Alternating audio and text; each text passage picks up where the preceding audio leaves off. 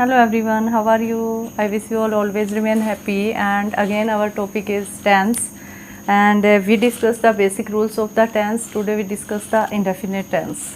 Let's start. Indefinite tense. तो indefinite क्या होता है? जो definite ना हो, पक्का ना हो, confirm ना हो, उसको हम indefinite बोल देते हैं। तो इंडेफिनेट है या कॉन्टिन्यूस है या परफेक्ट है या परफेक्ट कॉन्टिन्यूस है, सभी का जो हमारा सेंटेंस पैटर्न होता है सब्जेक्ट वर्ब ऑब्जेक्ट का होता है। और मैंने क्या कहा था कि सिर्फ वर्ब जो है वो हमारी चेंज होती है, सब्जेक्ट अपनी जगह होता है, ऑब्जेक्ट अपनी जगह होता है।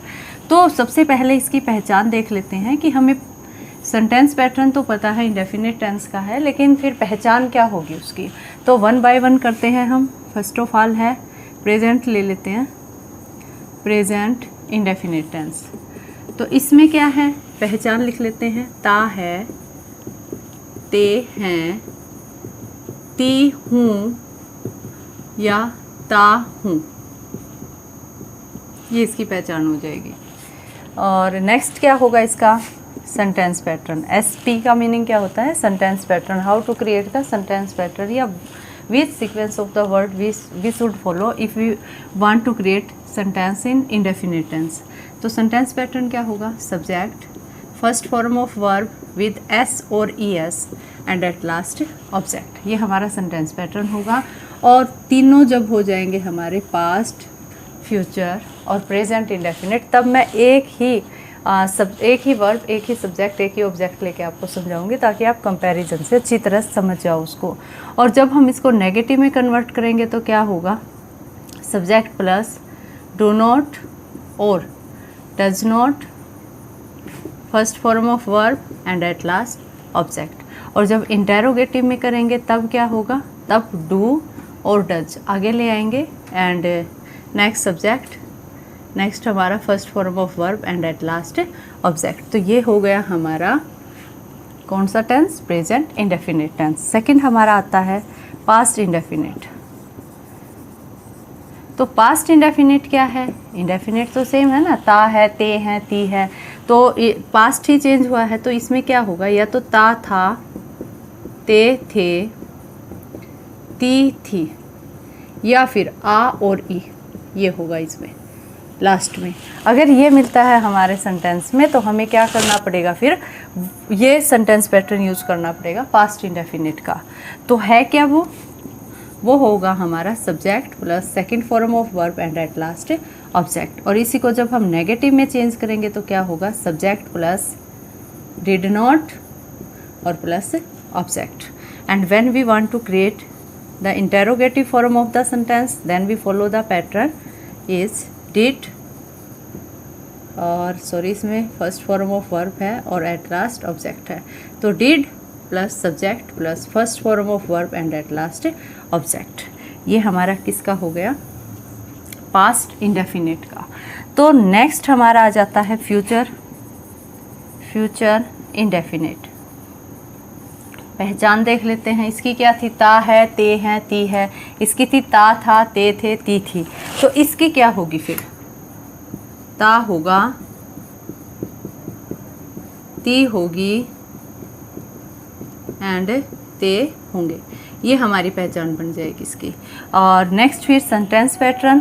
तो सेंटेंस पैटर्न फिर सब्जेक्ट प्लस विल और सेल, या तो विल आएगा या फिर सेल आएगा, and first form of verb and at last object, ये हो जाएगा। And when we want to create the negative form of the sentence then we use the sentence pattern will not, it will remain the same, we add only not, first form of verb and at last object. And if we want to convert it in interrogative form then we follow the sentence pattern। तो इसमें क्या होगा, will और shall उसको आगे ले आएंगे हम, नेक्स्ट होगा सब्जेक्ट, फिर होगा first form of verb and at last होगा हमारा ऑब्जेक्ट।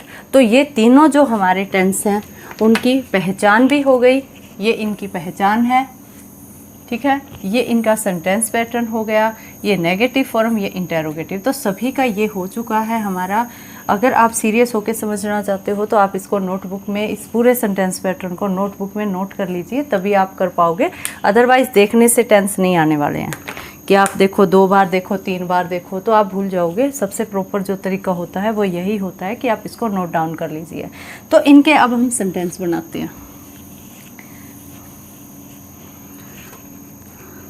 राम खाना खाता है। तो देखिए है क्या इसमें पहचान, ता है आ गया ना, पीछे ता है पूरा, वहाँ पे ता है, तो ये बन गया। तो इसका मतलब किसका है, ये प्रेजेंट इंडेफिनिट का है। फिर हम सेंटेंस पैटर्न वही फॉलो करेंगे। तो ये क्या है, हमारा सब्जेक्ट है, ये क्या है, ऑब्जेक्ट है, और ये क्या है, वर्ब है। तो राम, फर्स्ट ऑफ ऑल क्या यूज करेंगे हम, रेड से लिख लेते हैं, अलग दिखेगा, राम। अब खाना खाता, खाता की क्या होती है, ईट होती है। लेकिन प्रेजेंट इंडेफिनिट में क्या होता है, that if our subject is singular we have to use S और S with the first form of the verb, and so we use S. Ram eats food. ये हो गया फॉलो अपना, ये देख लीजिए। इसी के सामने फिर इसका नेगेटिव बना देंगे। राम एक है ना, तो डज यूज होगा, डज नॉट ईट फूड। ये हो गया।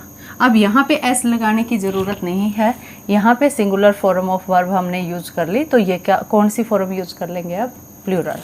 नेक्स्ट देख लीजिए इसी का interrogative, does Ram eat food, and at last sign of interrogation.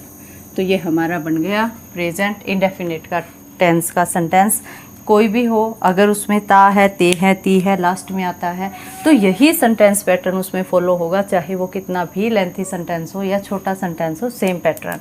Next इसमें आ जाता है फिर पास्ट इंडेफिनिट। तो ये क्या होगा, क्या बन जाएगा हिंदी में, राम खाना खाता था, या फिर कैसे बनाएंगे, राम ने खाना खाया।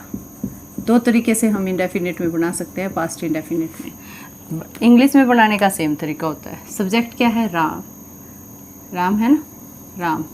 सेकंड फॉर्म, ईट की सेकंड फॉर्म होती है एट, और खाने की क्या हो गई, फूड। फिर इसको जब हम नेगेटिव बनाएंगे तो क्या हो जाएगा, Ram did not, second use की थी ना, लेकिन अब क्या आ जाएगी, फर्स्ट आ जाएगी। क्यों आ गई यहाँ पे फर्स्ट, क्योंकि हम दो सेकंड फॉर्म में जो है वो बिल्कुल लगातार एक सेंटेंस पे कभी भी यूज नहीं कर सकते, इसीलिए हमें ये क्या बनानी पड़ेगी, फर्स्ट। नेक्स्ट इंटेरोगेटिव देख लीजिए, did Ram eat food, and at last sign of interrogation. ये हो गया हमारा पास्ट इंडेफिनिट का। और लास्ट है इसमें फ्यूचर इंडेफिनिट। तो हिंदी क्या बनेगी, राम खाना खाता होगा, ये हो जाएगा हमारा, ठीक है। तो इसका क्या है, subject will shall plus first form of verb और ऑब्जेक्ट। तो राम, राम के साथ क्या लगाएंगे, विल लगाएंगे। सेल कहाँ पे यूज होता है, सिर्फ आई और वी के साथ सेल यूज होता है, अदरवाइज हम विल का ही यूज करते हैं, चाहे कोई नाउन है या कोई भी प्रोनाउन है। Ram will eat food. Next आ जाएगा negative, Ram will not eat food. और जब हम इसको इंटेरोगेटिव बनाएंगे, विल को आगे ले आइए, विल राम ईट फूड, और क्वेश्चन मार्क लास्ट में हो जाएगा। तो ये हमारे इंडेफिनिट टेंस होता है। क्या पहचान है, ता है, ते हैं, ती है, तो ता हूँ, या फिर था, थे, थी लास्ट में आ जाएगा, या होंगे, होंगे। मेन क्या है इंडेफिनिट की पहचान, तो केवल ये ही है।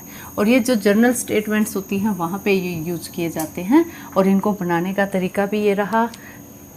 प्रेजेंट का ये है, पास्ट का ये है, और फ्यूचर का ये है। देखिए सब्जेक्ट अपनी जगह है, subject object, subject object, subject object, है ना।